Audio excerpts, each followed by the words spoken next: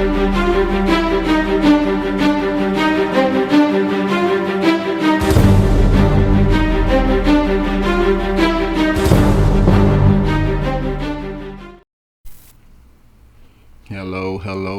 Welcome to the Crow Dog Experience. Here talking Ohio State and college sports and everything in between from a fan's point of view. So if you're feeling what you're hearing, please hit that like button. Please subscribe. Grew a lot in 2024. Hoping to do more here in 2025. If you're checking me out for the first time, please check out some of my other content. Hope you enjoy it. And if you're returning, please thank you for helping me grow this thing out. So let's get into it. Ohio State at Illinois. The second longest rivalry or trophy game or whatever you want to call it in the Big Ten, I do believe. The Illabuck, that's what it's all about. The Illabuck Trophy been going on for a while now. It's a shame this one doesn't get played more. I know it was sort of a victim of the realignment, but they protected some of these rivalries during the realignment. Making sure Michigan and Ohio State play every time. This should be the other one. Ohio State, Illinois should be the other one. It's the second oldest, I believe so. Rivalry in the Big Ten Conference. This should have been one of the ones that was protected coming in. Amongst all this realignment stuff. They trying to force feed us this Penn State rivalry, which we will get to. They trying to force feed us that one. Nah. This should be one of the protected rivalries. Ohio State, Illinois, the Illabuck Trophy, that should be the rivalry game for Ohio State outside of Michigan. That should be the protected one. Stop trying to force feed Penn State on us. He's out of line. But he's right. We want the Illabuck. And while we at it, don't only make it a protected one, bring back the live turtle, damn it. Why can't we have the live turtle to go with it? You got Uga, you got Bevo. Why not a live turtle? Don't they live for like 100 something years or something like that?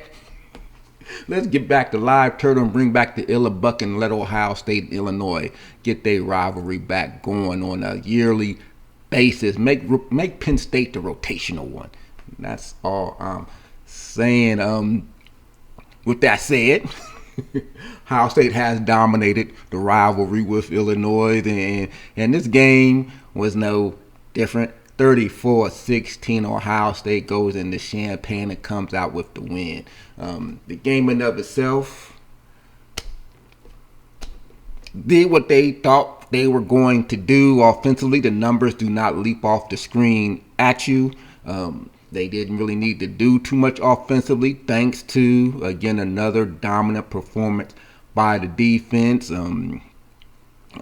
Almost just running out of stuff to say about the defense, but offensively they didn't have to do much.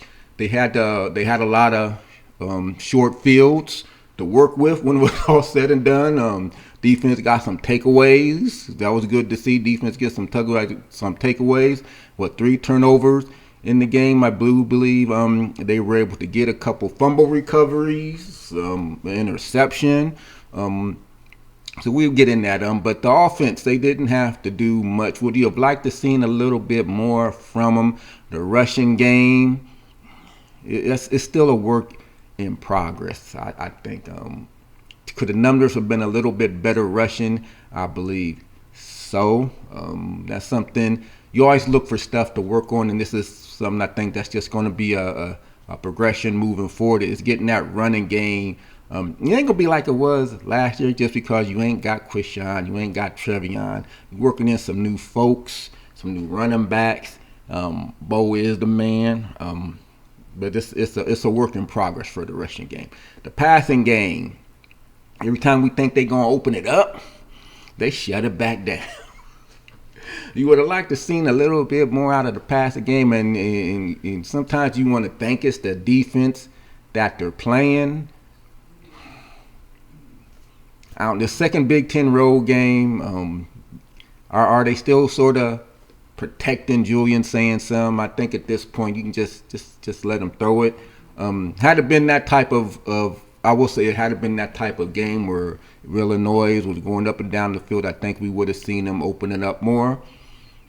Going how the game went, going what the defense was doing, you just don't want to put your defense in bad positions. You don't want to give the other team life, and you win the game. Especially how some of the other weekend played out. This is the game you just wanted to go in. Top 20 opponent on the road in their house. This is their Super Bowl. They trying to find some redemption on their own selves. They had a good win over SC, but that Indiana loss, I'm sure, is still lingering. This was a chance for Brett and his Illini to show that Indiana game was a fluke, which I do believe it was, despite what Indiana has gone on to do. I do still think that was a fluke, but Illinois is going to give their all. So going in there in that environment, you just want to come out with a win, and they won comfortably. Offense wasn't asked to do too much. They did what they needed to do, protected the ball, didn't give Illinois any short fields, unlike what our defense did for our offense. So they handled their business very workmanlike. On to the next game for the offense, and maybe they'll let Julian open it up some more, but they did what they needed to do. Offense, yeah, can they get better in the red zone? They had to settle for a couple field goals you would have liked seeing in the touchdowns, but it's things where you're getting nitpicky offensively. They had a clean game, and I think they did what they needed to do in the environment based on how the defense was playing. Like I said, you would have liked to see more out of the rushing game. Julian saying he's still doing this stuff. No interceptions. I think he made a lot of good decisions, showed poise in the pocket, moved around when he needed to create a little more time in the throwing arena. And he's shown a willingness to run the ball when needed to. When it's not there, he's shown a willingness to go on the takeoff and run and get a few yards and save yourself and live for another down. So good for him. I like the way the offense is progressing under Brian Hartline. And he's a first-year signal caller himself, so he's still, along with Julian, getting his feet wet, not trying to expose the young man to too much. So I ain't mad at him. 34-10. It's hard to argue with 34 points on the road. Top 20 opponent. It's hard to argue. Some stuff they can work on. There's always going to be some stuff you can work on following these types of games, and they got some stuff to work on. Some red zone efficiency. They got 3 TDs eventually, but they had to settle for a couple field goals. We'll take it. 34-10. We'll give Illinois the last touchdown. 34-16. Comfortable win. On to the next game. Offense did what they needed to do. Defensively, just another stellar performance.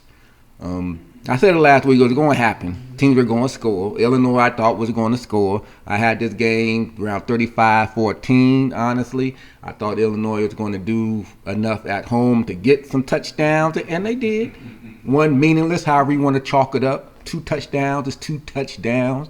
But when it mattered, they only had the one coming out at halftime, and they went right down the field. Hats off to them, but that was it. Dang to defense. They had another red zone stop in the first half there. It's just uncanny how proficient our defense has been in the red zone. But like I said last week, someone's going to do it. The percentages are on the sides of the offense in the red zone, particularly when you get inside the 5. And Illinois finally broke through. They finally broke through and they rushed one in against our defense. See the stat there. I think it was a record or something. 0 TDs allowed and 184 rush attempts. That's just amazing. In Illinois, they tried to do the standard running plays. They got stuffed. Y'all saw the running play they had to score on. Very creative. Got to give them that. Hand the ball off to the running back, and the running back turns into the option. That was the only way they were going to score. See, recall the play, they handed the ball off to the running back. Caden Curry was right there. Pitch, running back pitch, boop, and the guy walks in. So just the lengths teams have to go to score on our defense is just amazing. So that was the first rushing touchdown that Ohio State has given up in a couple games. At Pitt, Illinois into double digits, which we just haven't seen too often this year. Teams going double digits against Ohio State, but Illinois did it, and I kind of figured they would, so I'm not surprised. Like I said, they came out at halftime. Took the opening drive down and they scored, and you would have thought the sky was falling. Oh my God! They went right down the field and scored. It's going to happen from time to time. Even when you got an elite defense, teams are going to score. You ain't gonna shut everybody out. You just ain't gonna have it. And then of course they got that touchdown when the game was well out of hand, and we changed up our defense a little more vanilla. And they went right down the field. And I don't know if that's what prompted Brett to say they couldn't do shit with it when we went up tempo. Well, Ohio State was playing a different defense, dude. When it mattered, y'all didn't do that, save for the one drive coming out at half. So I just said our defense has been elite. Hard to complain about the defense. Hard to complain. And when the biggest argument following that game is the play of Igbenogson, your defense is doing all right. If that's the biggest back and forth, did Iggy get away with some during that game? Then your defense, when it's all said and done, is doing all right. He came back to get better because he knew he had issues. He could have went to the draft last year, but Igbenogson, to his credit, he came back and he has played better. Now, did he get away with some? Yeah, I think there was a couple there. He had a couple tugs, but he was looking back on some of those. I think there was one, maybe two legitimate PIs one for sure they could have called on him. But the other one, him and the receiver wrestling, he looked back at the ball. So I think he's improved. He's not as handsy as much, even though that game may state otherwise. But I think he's in position. He's rangy. He's a physical corner. I do think he's cleaned up some of his stuff. He hasn't had as many calls. I think he was the most penalized single defensive player last year. He hasn't had those amount this year. And again, if that is your biggest argument following that game, is did Igbenogson get away with some? For the folks that argue he did, I'll give it to you. Fine. I'll give it to you. But that's your biggest argument. Ain't that much going wrong with your defense if that's the one thing you can single out. I mean, they got 3 takeaways. They gave the offense short fields. Again, Luke Altmaier hadn't had an interception all season. Got his first interception in this game. Had the interception, and we forced a fumble against Altmaier, who's a good QB. He's in the upper echelon of the QBs in the Big Ten. Got Mendoza, Julian Sayin, I would argue Altmaier, Raiola, however you want to put him in there, the kid out of Washington. So he's in the upper echelon of Big Ten QBs, and Ohio State made him struggle. Again, they got the first interception against him. But again, the defense has been stellar. They finally 16 points is 16 points at the end of the day. First time a team scored 2 touchdowns against this defense, regardless of it was in scrap-up time or not. The Illinois got 2 touchdowns against them. So now the goalpost changes a little bit. The defense is yet to give up 20 points in a game. Only 2 touchdowns in the game, but all in all, defense played well. Offense did what they needed to do. Julian Sayin again was on point. 2 TDs, at least 2 touchdowns in straight 5 games, and he's being real efficient with the ball and protecting the ball, and that's what you want to see. Again, you look at the stats, ain't gonna blow you away offensively. Again, they worked with a lot of short fields, so yeah, they 21 points, and I think they had to drive the length of field. Not that often. They started most of the drives in Illinois' territory, again, thanks to the defense. So you're not going to have the numbers that are blowing you away. I think he had about 270-something passing yards, When it was all said and done, they did break the 100-yard barrier in the rushing game. Again, you want to see them have to struggle just so much in the rushing game. Think that'll make some of the red zone stuff proficiency go up a little bit more if we can run the ball a little bit better in the red zone. And hey, if the competition was so close between Julian and Lincoln Kindhost, and he's your more of the dual threat, they got to have some packages for Lincoln, right? I mean, I know he stumbled last week, but you can't think he's gonna stumble every week. Do some RPO option with get Lincoln down there on some of the red zone things or something. Switch it up just a little bit. Give teams something else to think about if you bring in Lincoln. Is he going to run it? Is he going to hand it off? And the boy can still throw the ball. I switch it up a little bit. Switch it. Get Lincoln in there. Tell him don't trip over him like he did over himself like he did last week. But get some more packages for Lincoln in the red zone game and see what he can do. See if you can up that stuff from. But all in all, Ohio State going to Illinois, reviving the game for the Illa Buck. And if you don't think it's important to these teams, these kids, that they won the Illa Buck, you see Jeremiah, he happy he won that Illa Buck. Again, this should be, outside of Michigan, this should be the protected rivalry game instead of Penn State. It just should be. Trying to force a rivalry game and make that a rivalry game with Penn State is just a bunch of bull. It's bull. It shouldn't be. It shouldn't be that way. It's not. The majority of Ohio State fans do not see Penn State as a natural rival.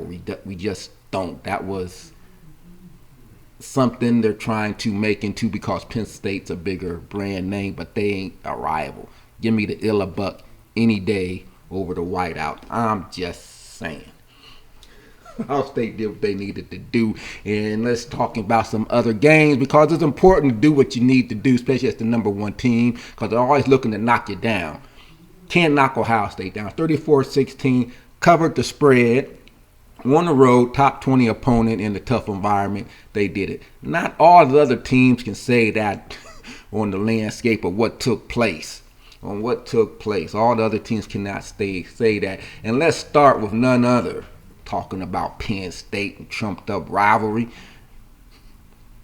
Penn State. Some folks had this as the preseason number one team. Some folks did. Because Penn State, James Franklin, they were following the blueprint set by their Big Ten counterparts for the last two seasons. Michigan brought back a lot of folks, won the championship with some help. Ohio State brought back a lot of folks and won the championship.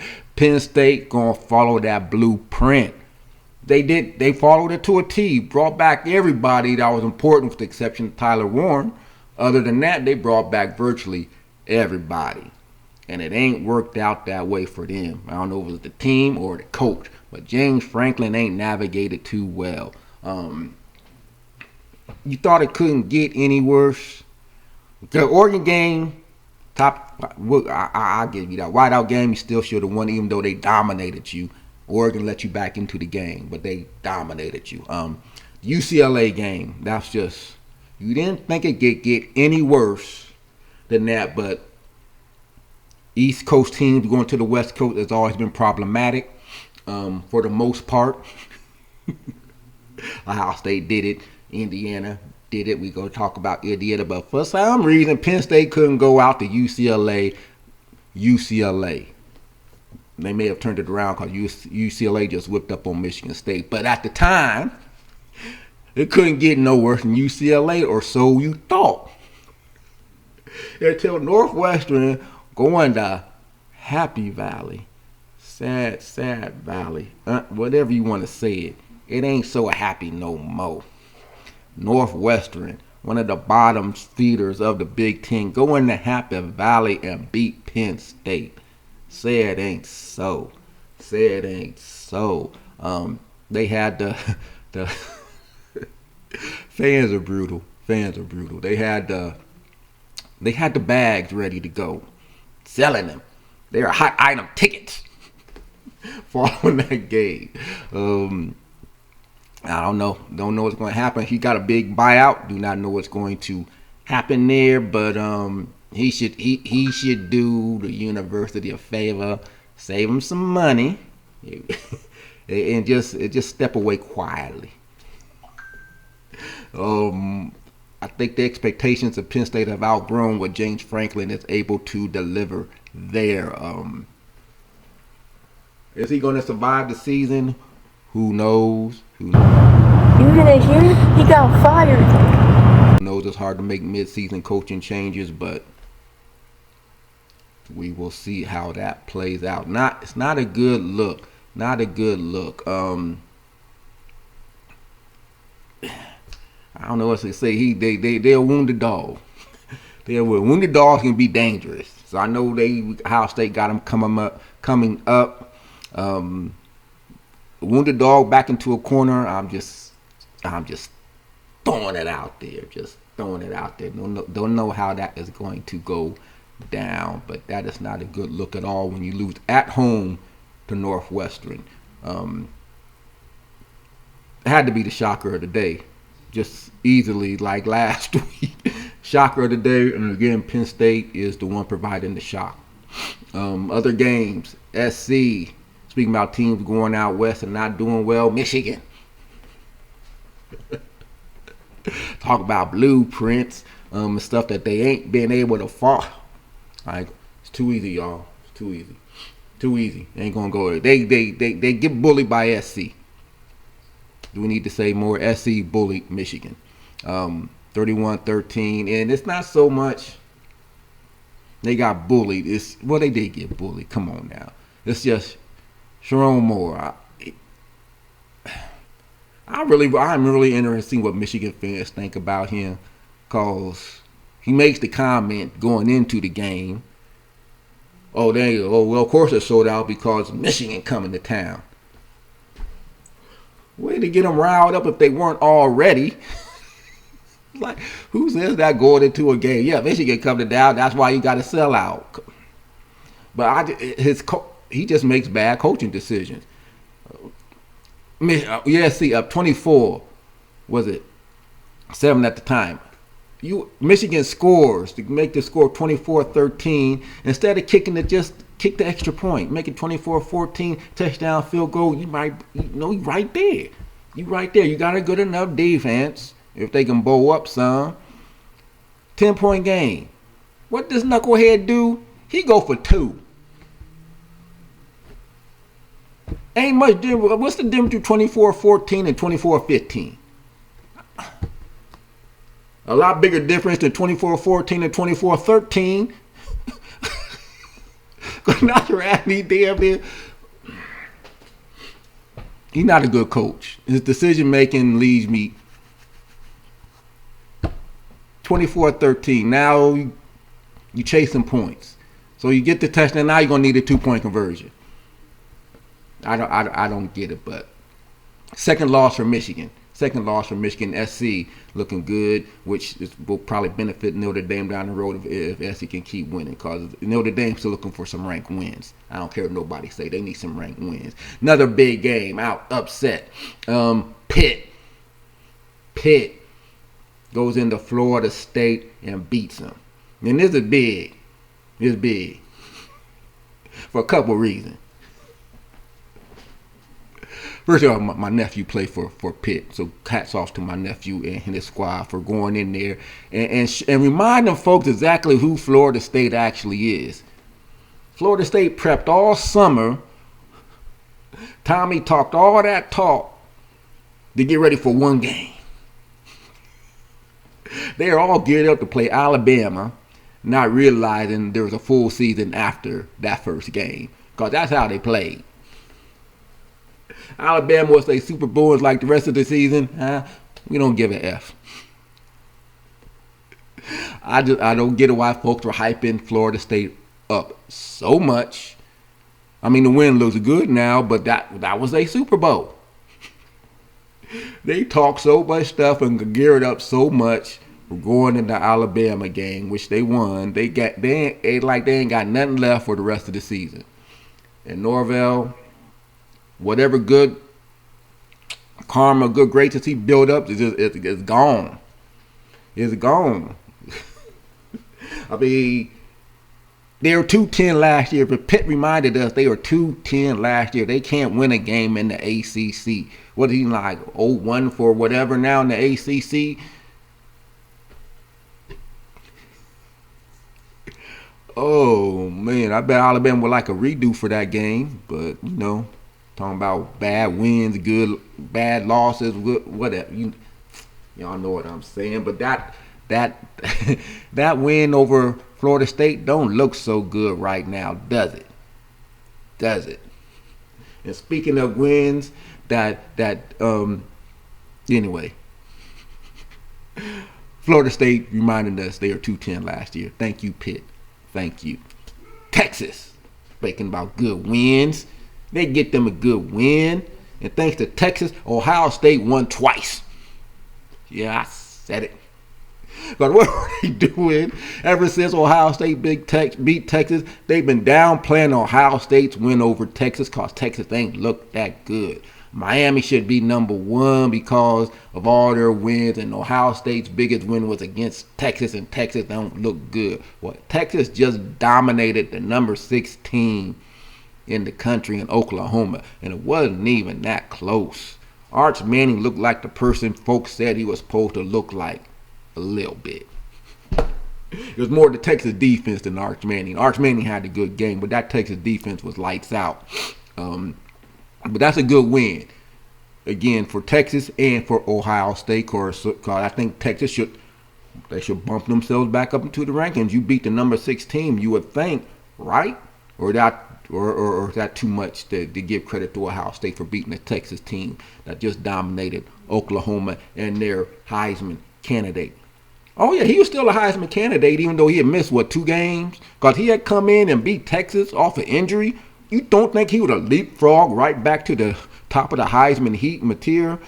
Yeah, no, but homeboy, he had 3 INTs. Did not look good. Oklahoma offense did not look good. So, again, double victory for Ohio State moving forward. Nice win, Texas. And I'm glad for Arch Manning.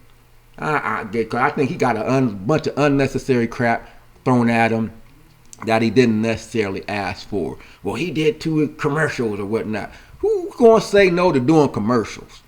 Hell, someone walked through the door right now and say, you want to do a commercial? I say, hell yeah, I'm going to do a commercial. I don't blame him for doing that. He ain't asked for none of the stuff and accolades that was shown upon him or thrown upon him heading into the season. So I'm glad he got the win. So good. So kudos to Arch Manning in Texas because you guys helped Ohio State when it's all said and done. Just don't lose again. The big one everyone's waiting to see, yours included, was Indiana at Oregon. Because let's face it, yeah, they got Illinois at home and they put an ass whooping on Illinois, but that was at home, night game, in front of their fan base. Indiana, Kirk Cignetti, he got tired of hearing of all the crap last year about every time they played a ranked team, they couldn't do it. Kirk like, I got something for y'all. In Illinois, they were like fish food. Wasn't nowhere in the world Illinois is going to go in there and beat. You would have liked it for it to be a little more competitive, but that was going to be a Indiana blowout all the way. And they looked the part. So this game against Oregon was more of a true testing ground of where Indiana actually stands. Because when they went on the road last year against a ranked opponent, one of these big-time matchups, they weren't ready for prime time. I think last 2 years, Ohio State's the only team to put a whooping on Indiana. The only team to do it. Indiana lost, but Ohio State's the only team to whoop them the way Indiana got whooped. Indiana and Kurt, like I said, Indiana's the type of program that Kurt is the type of coach the Indiana program needed because it's a basketball school. He changing the narrative, and and Kurt, to his credit, he brash. He don't care. Google me. That's all you need to know. Don't need to Google you no more, Curry, because I think you done put your footprint on this season and what he's doing there at Indiana. He's making it hard for these other coaches, Napier, Norvell, etc., etc., etc., making it hard because unlike those two, I said Napier, Norvell, those are football powers, or used to be. Indiana was never a football power. Never ever. And he is turning them into just that in the short time he's been there. What, year two? Year two? Did he got a 5-star recruit on this roster? I don't think so. I don't think so. You take what he's doing, which is phenomenal compared to what Texas Tech and how they're going about doing it. Money, money, money, y'all. Texas Tech is spitting their ass off, but it's paying off for them. And Kirk doing it his own way, and it's paying off for him. So kudos to Kirk Cincinnati and what he's doing there at Indiana. They don't got Ohio State this year. If both teams keep winning, you could have an Indiana-Ohio State Big Ten championship matchup. And yeah, I know Ohio State whooped them last year. Both teams are different. I do think both teams are better than last year's squad. Fernando, by all accounts now, is your Heisman favorite. For what it's worth, I don't know if he wants to be the favorite. Because as soon as they name someone the favorite, they go out and have a terrible game. Ask Dante Moore. Ask Mattia. Ask Perbola, the quarterback out of Missouri. Every time they want to anoint someone other than Julian Saying, they go out and lose. Can we mention Julian Saying? Well, you know what? Better not. Keep Julian Saying's name out your damn mouth. Heisman Committee. Don't mention Julian Saying.